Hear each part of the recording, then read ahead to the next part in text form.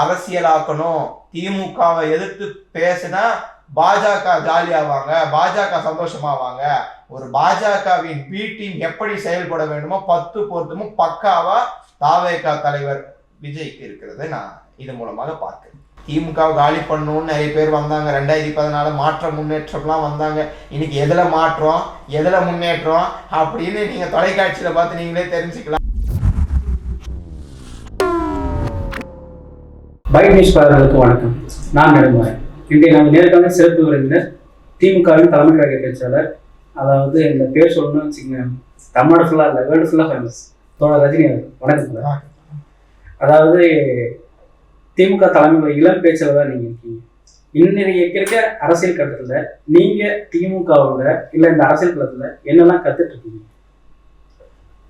திமுகவுக்கு நான் இன்னைக்கு எனக்கு வயது 23 நெருங்கி கொண்டு இருக்கிறது.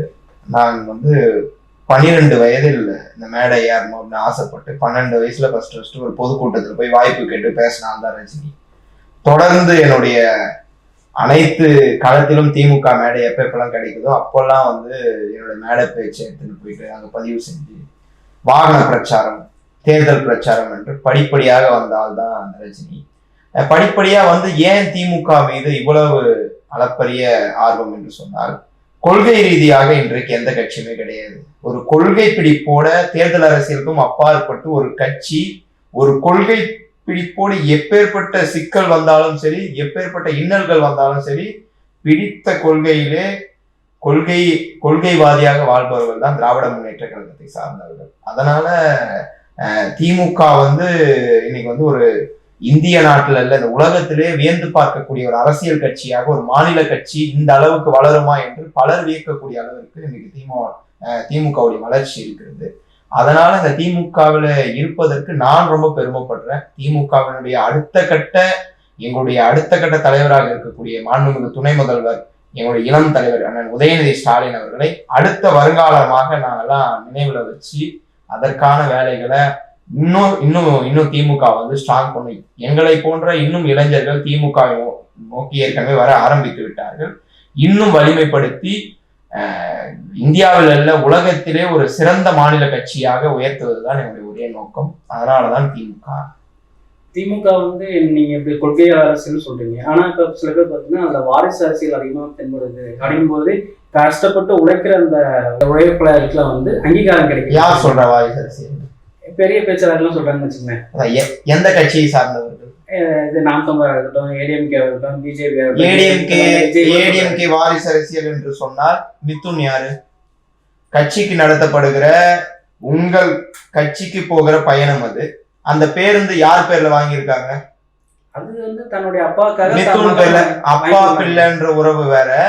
இது அதிமுக சார்பா நடத்தப்படுகிற பயணம் அது. இன்னொரு படி மேல போய் சொன்னா ராமலிங்கம் யாரு? ராமலிங்கம் வீட்டுல ரைடு போச்சு. அப்படி ரைடு போன பிறகுதான் இவர் இங்க இருக்கிற அதிமுக கூட்டணி சேர்க்கல, அடமானம் வச்சுட்டு வந்திருக்காரு. இதெல்லாம் நம்ம கேட்கலாம். வாரிசு அரசியல்னா இந்த அரசின் மீது சுமத்தப்பட எந்த குறையும் இல்லாதனால வீண் பலியாக வைக்கப்படுகிற ஒரு ஆதாரமற்ற குற்றச்சாட்டு என்றுதான் நான் சொல்வேன். ஆதாரமற்ற குற்றச்சாட்டு என்று சொல்வதை விட வாரிசு அரசியல், கொள்கை பிடிப்போடு எந்த இளைஞன் வருகிறாரோ, கொள்கை பிடிப்போடு யார் வருகிறாரோ அவருடைய பிள்ளையாக இருந்தாலும் சரி, களத்துல யார் வேலை செய்யறாரோ. இன்னைக்கு உதயநிதி அவர்கள் வந்திருக்கிறார். இன்னைக்கு அவர் நேரடியா சீட்ல ஒன்றும் உட்கார வைக்கல. அவர் கடந்து வந்த போராட்டங்கள் 2019 இளைஞரணி செயலாளராக இன்று வரை பல போராட்டங்களை பங்கெடுத்திருக்கிறார். பல இன்னல்களை சந்தித்து விட்டு வந்திருக்கிறார். அதனால அவர் இளம் வயதிலிருந்தே தன் தந்தையை பார்த்து வந்ததுனால அந்த கொள்கை பிடிப்போடு இன்றைக்கு அவர் வளருகின்ற காரணத்தினால் துணை முதல்வராக எங்கள் முதல்வர் ஆக்கினார் என்று எல்லாம் சொல்றாங்க. ஆக்சுவலா அவர் ஆக்கல. இங்க இருக்கிற தமிழக மக்களும் சரி, எங்களுடைய நிர்வாகிகளும் சரி, துணை முதல்வராக ஆக்க வேண்டும் என்று பல மாவட்டங்களிலே தீர்மானங்கள்லாம் நிறைவேற்றி தலைவருக்கு அனுப்பி வைத்ததுனாலதான் இன்னைக்கு அவரை எங்களுடைய தலைவர் அவர்கள் துணை முதல்வராக ஆக்கி இன்னைக்கும் பாத்தீங்கன்னா திருவண்ணாமலை அவர் ஒரு வாரிசு அரசியல் இருந்தாலும் ஓய்வெடுத்தல் இல்லை. இன்றைக்கு திருவண்ணாமலையில ஆய்வு கூட்டம், காலையிலிருந்து இரவு வரை ஆய்வு கூட்டம். மீண்டும் நாளை திருச்சி போறாருன்னு நினைக்கிறேன். தினம் மக்கள் பணியை செய்யற யாராக இருந்தாலும் தாராளமாக அரசியலுக்கு செய்யணும். அதனாலதான் எங்களுடைய இளம் தலைவராக இருக்கக்கூடிய அண்ணன் உதயநிதி அவர்கள் தினம் தினம் மக்கள் பணியை செய்து கொண்டிருக்கிறார். இதையெல்லாம் பார்த்து பொறுக்காத சில பேர், நீங்க சொன்ன சில பேர் இந்த மாதிரி சொல்லுவாங்க வாரிசு அரசியல் வாரிசு அரசியல்னு. அதை கண்டு திமுக அஞ்ச போவதும் இல்ல, திமுக வந்து 2026 ஐயோ வாரிசு அரசியல் சொல்லிட்டாங்களேன்னு ஒரு பேக் ஸ்டேஜ் எதுவும் அடிக்க போறது இல்லை.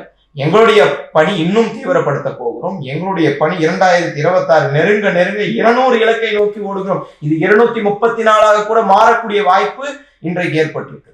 தொடர்ந்து இதை பார்த்தீங்கன்னா ஏன் அதை சொல்றாங்கன்னா, இப்போ கலைஞர் அவர்கள் இருந்தாங்க, அதுக்கப்புறம் ஸ்டாலின் வராங்க, அதுக்கப்புறம் இப்போ உதயநிதி இருக்காரு. இப்போ இன்பநிதிக்கு கலைஞர் டிவியில் ஒரு முக்கியமான பொறுப்பு கொடுத்து அவருக்கு பொறுப்பு அப்படின்னு.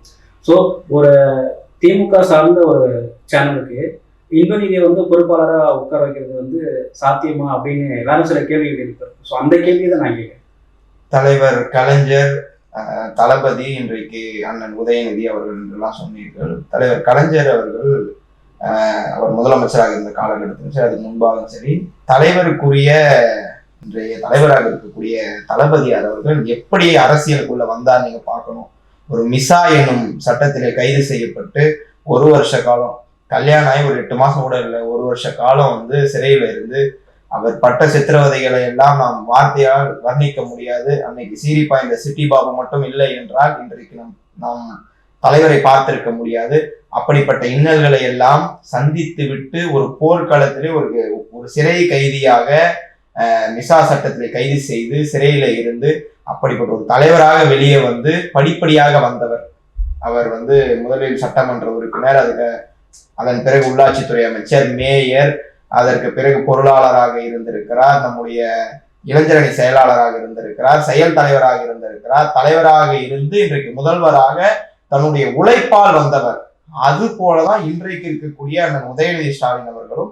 நான் ஏற்கனவே சொன்னேன், அவர் எல்லா போராட்டங்களிலும் தன்னை ஈடுபடுத்தி கொண்டு இன்னைக்கும் இளைஞரணி சார்பாக தமிழ்நாடு முழுக்க கலைஞர் நூற்றாண்டு நூலகம் என்பதை உருவாக்கி படிக்கின்ற பிள்ளைகளுக்கு அறிவு கண்ணை திறந்து வைத்துக் கொண்டிருக்கிறார். இது போல பல முன்னெடுப்புகளை செய்து கொண்டிருக்கிறார். யாரும் உழைக்காமல் இங்கே வரவில்லை. அதற்கு பிறகு அவருடைய மகனாக இருக்கக்கூடிய சகோதரர் இன்பநிதி பற்றி அவர் சொன்னீர்கள். ஒரு நிர்வாகத்திலே அவருடைய திறமைக்கு ஏற்றவாறு நிர்வாக பொறுப்பு தரப்பட்டிருக்கிறதே தவிர்த்து அங்கே அரசியல் ரீதியாகவும் அரசியல் பொறுப்பும் எதுவும் தரப்படவில்லை. இது வீணாக எதிர்கட்சிகள் வைக்கும் குற்றச்சாட்டு தானே தவிர்த்து கலைஞர் டிவி நிறுவனத்திலே அவர் கலைஞர் டிவி கட்சிக்கு சம்பந்தமான டிவி. ஸோ அப்படி இருக்கும்போது திராவிட முன்னேற்ற கழகத்திலே உழைப்பவர்களுக்கு ஒரு பொறுப்பு வழங்கப்படும். அவர் படிப்பு சார்ந்த விஷயம் என்பதால் நிர்வாகத்திலே அவருக்கு என்று ஒரு பொறுப்பு வழங்கப்பட்டிருக்கிறது. அதற்கும் திராவிட முன்னேற்ற கழகத்திற்கும் எந்த சம்பந்தமும் இல்லை. அது ஒரு தொலைக்காட்சி, அது ஒரு நிறுவனம். அந்த நிறுவனம் அவருக்கு தேவையானவற்றை நிர்வாகத்திலே சேர்த்து இருக்கிறது. அதனால அதை ஒரு அரசியலாக்க விரும்புபவர்கள் அப்படி செய்து கொண்டுதான் இருப்பார்கள். எங்களுடைய வளர்ச்சி என்பது அசுர வளர்ச்சியாக இருக்கிறது. எனக்கு திமுகவை 11 தோல்வியை எடப்பாடி பழனிசாமி சந்தித்து விட்டார். இன்னும் தோல்வி எங்கே சந்தித்து விட போகிறோமோ என்ற ஒரு அச்சத்தின் காரணமாக இது குறித்தெல்லாம் எதிர்கட்சிகள் பேசலாம். இதெல்லாம் இங்க தமிழ்நாட்டுல செல்ஃப் எடுக்காது. சரி, இதெல்லாம் ஒரு பக்கம். இன்னைக்கு பாத்தீங்கன்னா, அதாவது அந்த அஜித்தோட கொலை வழக்கு, அதாவது லாக்அப் டெத், இது முடிஞ்சு 10 நாள் கழிச்சு இன்னைக்கு பிரமாண்ட ஒரு போராட்டத்தை அறிவிச்சு அந்த போராட்டங்கள் பாத்தீங்கன்னா நூற்றுக்கணக்கான ஆயிரக்கணக்கான பேர் கலந்துட்டாங்க. இந்த இதை எப்படி பாக்குறீங்க? பிரம்மாண்டம். அங்க சீட்டிங் அரேஞ்ச்மெண்ட் நீங்க பாத்தீங்கன்னு தெரியல தோழர். அவங்க வச்சிருந்த சீட்டிங் அரேஞ்ச்மெண்ட், அங்க நிக்கிற இடமே விஐபிஸ், அதுக்கு பின்னாடி தொண்டர்கள், அது குறித்த மாவட்ட செயலாளர் அப்படின்னு பிரிச்சு வைக்கிறாங்க. ஆர்ப்பாட்டத்துக்கு இந்த மாதிரி பிரிச்சு எந்த ஆர்ப்பாட்டத்தையும் நான் பார்த்தது இல்லை. அவங்களோட ஸ்ட்ராட்டஜி எப்படின்னா, இன்னமும் யாரோ ஒருத்தர் ஸ்கிரிப்ட் பண்ணி தராரு, அதை அப்படியே செஞ்சுட்டு இருக்காங்க. ஒரு ஆர்ப்பாட்டத்திற்கு எல்லாரையும் பிரிச்சு வச்சு அதுல வேற்றுமையை பாக்குற, அதுல எல்லாரையும் பிரிச்சு வச்சு பாக்குறதுன்றது மிகுந்த கண்டனத்திற்குரிய ஒரு விஷயம். ஒரு ஆர்ப்பாட்டம் நடத்துறீங்க, எங்களுடைய ஆட்சிக்கு எதிராக ஆர்ப்பாட்டம் நடத்துறதாக முதலாவதாக விஜய்க்கு நான் என்னுடைய பாராட்டை தெரிவித்துக் கொள்கிறேன். ஏன்னா இன்னும் அவர் இப்பயாவது களத்திற்கு வந்திருக்கிறாரு அப்படின்னு சொல்லிட்டு, இதுக்கு இப்ப ஏன் வந்திருக்கிறாருன்னா ஒரு அரசியல் ஆக்கணும், தேர்தல் நெருங்குது, இதே தேர்தல் மூடிட்டோம் அடுத்த 4 வருஷத்துக்கு இந்த மாதிரி போராட்டம் ஆர்ப்பாட்டம் வரமாட்டார், பணியுறை விட்டே அவர் வெளியே வரமாட்டார். அவருக்கு தெரிந்த இன்னைக்கு திருப்புவன விஷயத்துல இன்னைக்கு அவருக்கு தெரியுது. நான் ஒரே ஒரு கேள்வி கேட்கிறேன். திருவண்ணாமலையில அவ்வளவு மலைச்சரிவு, அங்க நிலச்சரிவு ஏற்பட்டது, மழை பெய்தது, தமிழ்நாடு முழுக்க மழை பெய்தது. அப்போதெல்லாம் பார்க்க முடியல. கோவாவுக்கு ஒரு நடிகையோட போறாரு. அந்த நடிகையை நான் பேரு நாகரிகம் காரணமா நான் பதிவு செய்ய விரும்பல. இன்னொரு நடிகையோட கல்யாணத்துக்கு பிரைவேட் ஜெட்ல பாஜகவை சார்ந்த ஒரு நிர்வாகியோட பர்சனலா போக தெரியுது அவருக்கு. அப்படி அன்றைக்கும் இவர் கட்சி தொடங்கி இருந்தாரு. அப்போலாம் களத்துக்கு ஒரு மக்களை சந்திச்சு ஒரு ஆறுதல் கூற முடியாத அவரு இன்னைக்கு அரசியலாக்கணும், திமுகவை எதிர்த்து பேசினா பாஜக ஜாலியாவாங்க, பாஜக சந்தோஷமாவாங்க, ஒரு பாஜகவின் பி டீம் எப்படி செயல்பட வேண்டுமோ 10 பொருத்தமும் பக்காவா தாவேகா தலைவர் விஜய்க்கு இருக்கிறது நான் இது மூலமாக பார்த்தேன். அதே மாதிரி அவர் ஒப்பிட்டு பேசுறாரு. ஏன்னா 24 லாக்அப் டெத் நடந்திருக்கு, ஆனா ஒரு லாக்அப் டெத்து மட்டும் மன்னிப்பு கேட்டிருக்காரு. அந்த 24 லாக்அப் டெத்துக்கு மன்னிப்பு கேட்கணும்னு சொல்லிட்டு விஜய் சொல்லியிருக்காரு. இது எப்படி பாக்குறாரு? நான் ஒரே ஒரு சின்ன ஒரு புள்ளி விவரத்தை மட்டும் நான் உங்களுக்கு பதிய வைக்க கடமைப்பட்டிருக்கிறேன். இன்னைக்கு 2013, அதாவது கடந்த 12 வருஷத்துல அதிகமா நடந்த கொலைகள் 2012. கடந்த 13 வருஷத்துல அதிக கொலைகள் நடந்த ஆண்டு 2012. அன்றைக்கு ஆட்சியில் இருந்தது அம்மையார் ஜெயலலிதா அவர்கள். 1943 கொலைகள் நடைபெற்றது. 2013ல 1927 கொலைகள் நடைபெற்றது. 2020 கோவிட் லாக்டவுன் தான், அப்பயும் கொலைகள் ஓயல. 1661 கொலைகள் இந்த தமிழ்நாட்டில் நடைபெற்றது. கடந்த ஆட்சி நம்முடைய 2024 கடந்த ஆண்டு 1540, அதாவது ஒரு 150-180 கொலைகள் கிட்ட இந்த 13 வருஷத்துல எந்த ஆண்டு குறைந்தபட்சமா பதிவாகிருக்குன்னா 2024. இந்த புள்ளி விவரம்லாம் அவருக்கு தெரியுமான்னு தெரியல. அன்னைக்கு ஜெயராஜ் பெனிக்ஸ் வழக்கு நடந்தது. அன்னைக்கெல்லாம் இவர் வெளியே வரல. நான் என்ன சொல்றேன்னா, அரசியல் கட்சி நாங்க அப்ப தொடங்கலன்னு சொல்லுவாங்க. ஒரு மக்கள் பிரச்சனைக்கு போராடுவதற்கு அரசியல் கட்சி எல்லாம் ஒன்றும் அரசியல் கட்சி இருந்தாதான் போராடணும்லாம் கிடையாது. நம்ம என்ஆர்சி சிஏஏ சட்டம் வந்தது, இஸ்லாமியர்களுக்கு எதிரான சட்டம் வந்தது. அப்போலாம் இறங்கி போராட தெரியாத விஜய் இன்றைக்கு ஏன் போராடுகிறார் என்று சொன்னால் 2026ல எப்படியாவது திமுகவை ஏதாவது பண்ணலாம் அப்படின்னு சொல்லிட்டு பிஜேபியினுடைய பி டீமாக செயலாற்றிக் கொண்டிருக்கிற விஜய் அவர்கள் இது குறித்து ஆதாரமற்ற குற்றச்சாட்டுகளை அவர் பதிய வைத்து வருகிறார். அதே மாதிரி 24 லாக்அப் டெத் அப்படின்லாம் சொன்னீங்க. இன்னைக்கு திருப்போணத்தை சார்ந்த அஜித்குமார் அவருடைய மரணத்திற்கு தலைவர் எங்களுடைய முதல்வர் அவர் நெஞ்சுவலில சேர்த்துட்டாரு, நான் டிவியை பார்த்தா தெரிஞ்சுக்கிட்டேன் அப்படின்னு எடப்பாடி பழனிசாமி போல பொய் பேசிட்டவர் போல எனக்கு கீழாக இருக்கிற காவல்துறை அதிகாரிகள் தவறு செய்திருக்கிறார்கள், அவர்கள் மீது நான் நடவடிக்கை எடுத்திருக்கிறேன், என்னை மன்னித்து விடுங்கள். இந்த மாதிரி நான் வரலாறுலே சொல்றேன், இந்த மாதிரி ஒரு தாயாரிடம் மன்னிப்பு கேட்ட முதல்வர் நான் பார்த்ததில்லை. அது போன்ற ஒரு தாய் உள்ளத்தோடு அவர் தொலைபேசியில் அழைத்தவுடன் அங்கே நம்முடைய பொறுப்பு அமைச்சரை அனுப்பி வைத்து அவர் தேவையான உதவிகளை செய்திருக்கிறார். அந்த சகோதரருக்கு அரசு வேலையை வாங்கி தந்திருக்கிறார். இது குறித்து எப்படி ஒரு முதல்வர் துரிதமாக நடவடிக்கை எடுப்பாரோ அது குறித்த நடவடிக்கைகளை உடனடியாக எடுத்திருக்கிறார். அதனால இதை வச்சு அரசியல் செய்ய வேண்டும் என்ற ஒரே உள்நோக்கம் தான் இதுல இருக்கிறது. அவர் அந்த அஜித்துக்கு மட்டும் தான் சொல்லிக்கிறத விட இன்னும் 23 பேர் அதுல பெண்டிங் இருக்காங்க. ஸோ அவங்களுக்கு என்ன நீதி இருக்கு அப்படின்னு கேட்கிறாரு. எல்லாவற்றுக்கும் தகுந்த நேரத்திலே உரித்த நேரத்திலே இந்த அரசு நடவடிக்கை எடுத்துக்கொண்டு இருக்கிறது. கடந்த ஆட்சியில புகார் சொல்ல வெளியே வரவே பயப்படுவாங்க. ஐயோ வெளியே போய் புகார் சொன்னா காவல்துறை அதிகாரிகள் இதெல்லாம் கண்டுப்பாங்க. இன்னைக்கு உண்மையாவே சொல்றேன், புகார்கள் அதிகமாயிருக்கு, குற்றங்கள் குறைந்திருக்கிறது. புகார்கள் ஓகே, இது திராவிட மாடல் ஆட்சி, இந்த ஆட்சியில நமக்கு ஒரு ஒரு அநீதி இழைக்கப்பட்டிருக்கிறது, நம்ம வெளியே புகார் சொல்லுவோம்னு சொல்லிட்டு மக்கள்லாம் அச்சமின்றி வெளியே புகார் சொல்லுகிறார்கள். அந்த புகாருக்கு உடனடியாக நடவடிக்கை எடுக்கப்பட்டு வருகிறது. பல்வேறு வகையிலே காவல்துறை அதிகாரிகள் சரியான விதத்திலே செயலாற்றி கொண்டு வருகிறார். சில காவல் அதிகாரிகள் இது போன்ற செயல்களில் ஈடுபட்டால் உடனடியாக அவர்கள் மீது நடவடிக்கை எடுக்கப்பட்டு வருகிறது என்பதை நான் பதிய வைக்க கடமைப்பட்டிருக்கேன். நீங்க விஜய் பிடின்னு சொல்றீங்க, ஆனா இன்னைக்கு நடந்த அவர் மேடையில என்ன சொல்றாரு, ஒன்றிய அரசோட ஒட்டி கொண்டிருக்கும் திமுகன்னு சொல்றாரு.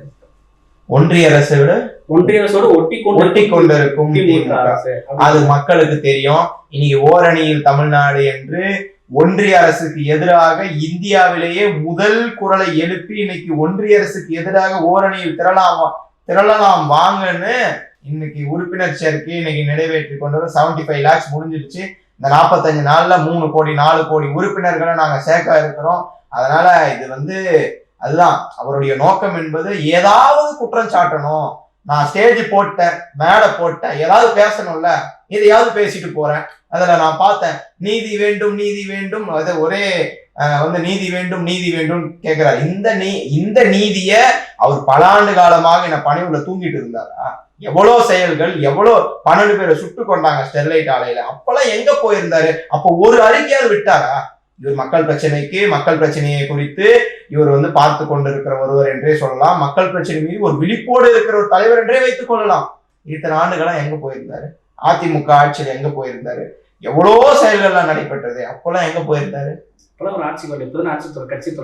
கட்சி மக்கள் பிரச்சனைக்கு குரல் கொடுக்க கட்சி தேவையெல்லாம் போதாது.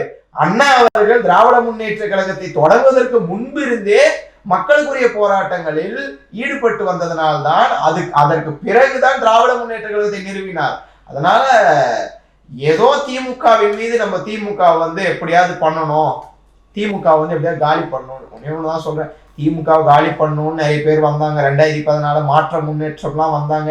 இன்னைக்கு எதுல மாற்றம் எதுல முன்னேற்றம் அப்படின்னு நீங்க தொலைக்காட்சியில பார்த்து நீங்களே தெரிஞ்சுக்கலாம். மாற்றம் என்பது அவருடைய தந்தையா இல்ல பிள்ளையா என்றெல்லாம் வருகிறது. அதனால அது போன்ற சூழ்நிலை தான் இவருக்கும் வரும். இன்றைக்கு புதுக்கட்சி என்ற காரணத்தினால் அதே மாதிரி அங்க வர்ற கூட்டம் சொல்லலாம் பிரம்மாண்டமாக சேர்த்து விட்டார் விஜய் என்று. விஜய் பக்கத்து தெருக்கு வர்றாரு. நீங்க போக மாட்டீங்களா? ஒரு நடிகர் வர்றாரு, ஒரு பிரபலம் வருது, போய் பார்க்க தானே செய்வாங்க. அது போன்ற கூட்டம் என்பதுதான் நான் பார்க்கிறேன். அதுல பொதுமக்களோ யாரும் அப்படியே பிரம்மாண்டமான ஒரு ஆர்ப்பாட்டம், நாங்க போய் சேர்ந்தோம், நாங்க போயிட்டு போராடணும் அப்படின்லாம் யாரும் வரல. அதனால இது ஒரு வெற்று விளம்பரத்திற்காக அவர் செய்கிறார். அதாவது தாவேகா, நாம் தமிழர், ஏடிஎம்கே, பிஜேபி இவங்க எல்லாம் சேர்ந்து திமுக இருக்க காரணம் ஏன்னா நல்லாட்சி செய்து கொண்டிருக்கிறார்ல.